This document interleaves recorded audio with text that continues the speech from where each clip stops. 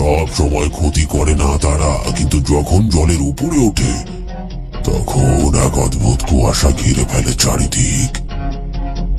সেই মুহূর্তে যদি কেউ থাকে নদীর ধারে কিংবা মাছ নদীতে, ওরা ওরা টেনে নিয়ে যায়, আর কখনো ফিরে না তারা। তাহলে খুড়ো এই রাতের বেলা মাঝ নদীতে মাছ ধরতে আসা মানে তো জীবন হাতে নিয়ে আসা।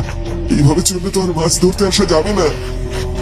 ভয় পাস না, এরা জলের বাইরে সবসময় উঠতে পারে না, তাদের ক্ষমতা এতটা নয়। তাড়ানোর মন্ত্র আমার জানা নেই, কিন্তু আটকে রাখার কিছু কৌশল আমার জানা আছে। তবে আজকের রাতটা অশুভ, নৌকা নিয়ে তাড়াতাড়ি পাড়ে চল, আর একটা কথা বলিস না। খুড়োর কথা মতো ন্যাপা আর পল্টু আর দেরি না করে নৌকার পাল বইতে শুরু করল। চারিদিকে অন্ধকার ঘনিয়ে এসেছে, মাথার উপর কালো মেঘের স্তর যেন আরো ভারী হয়েছে। অতৃপ্ত পিশাচদের ছায়ামূর্তি ধীরে ধীরে জলের উপর উঠে আসছে।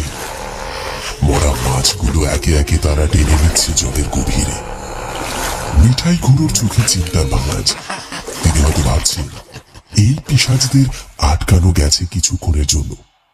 পরিবেশ কিছুটা শান্ত হলেও বাতাসে এখনো সেই তীব্র পচা গন্ধটা মোমো করছে।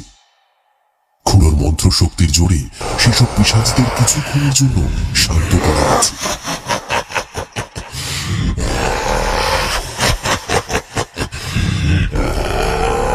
তারা নৌকা নিয়ে নদীর পাড়ে পৌঁছল। তাড়াতাড়ি নৌকা থেকে নেমে পড়ল তিনজনে আর রওনা দিল বাড়ির দিকে। তাড়াতাড়ি এখান থেকে চল, এক্ষুনি বৃষ্টি নামবে, তখন আবার ভিজে ভিজে বাড়ি যেতে হবে। খুড়ো, আমার তো মাথায় কিছু ঢুকছে না। এইসব পিশাচ কোথা থেকে উঠে এলো? এরা কারা? সব যেন গুলিয়ে যাচ্ছে। খুলে বলো না একবার। হ্যাঁ খুড়ো, কিছু তো বলো, ঘটনাটা অন্তত যেতে যেতে একটু শুনিয়ে দাও।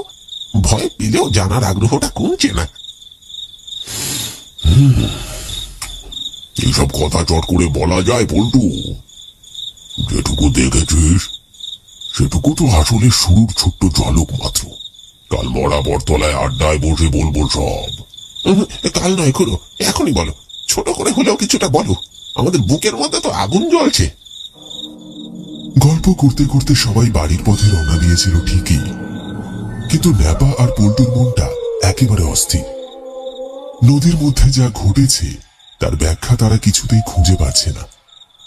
অন্ধকার নদীর বুকে হঠাৎ করে জেগে ওঠা পিশাচেরা, মৃত মাছের গন্ধে ভারী হয়ে ওঠা বাতাস, সব যেন দুঃস্বপ্নের মতো। তিনজনেই হাঁটতে শুরু করেছে তখনই। আকাশে কালো মেঘের আনাগোনা। হঠাৎ বিদ্যুতের ঝলকানি পুরো আকাশ বাতাস কাঁপিয়ে দিল। এক মুহূর্তের জন্য চারপাশ ঝলসে উঠল, আর তারপর নামলো ঝমঝমিয়ে বৃষ্টি। সর্বনাশ, যেই ভয়টা পেয়েছিলাম সেটাই হলো। এবার যে জলে ভিজে ভিজে বাড়ি যেতে হবে। ও খুড়ো, ওই দেখো দূরে একটা ছাউনি করার মাচা দেখা যাচ্ছে। চলো এখন ওইখানে গিয়ে মাথাটা বাঁচাই। বৃষ্টি থামলে না হয় বাড়ির দিকে যাওয়া যাবে। হ্যাঁ খুড়ো, পল্টু ঠিক কথা বলেছে। আর এই তাহলে তুমি বরং পুরো ঘটনাটা খুলে বলতে পারবে। চলো চলো। তারা ছুটে গিয়ে আশ্রয় নিল সেই মাচার তলে। মাচার উপর সবাই যে যার জায়গা করে বাগিয়ে বসলো গল্প শোনার জন্য। পুরো গল্প বলার আগে একটা বিড়ি ধরিয়ে নিয়ে তাতে বেশ কয়েকবার লম্বা লম্বা টান দিতে লাগলেন খুড়ো। তারপর এক মুখ ধোঁয়া ছেড়ে গলা চড়িয়ে বলতে শুরু করলেন,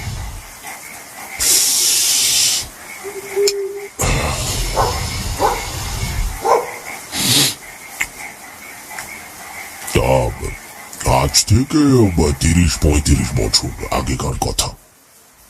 তখন বাবার সাথে এই নদীতে মাছ ধরতে আসতো। এইরকমই বর্ষার এক রাতে আমি আর বাবা মাছ ধরে বাড়ি ফিরছি। আকাশ কালো মেঘে ঢেকে গেল।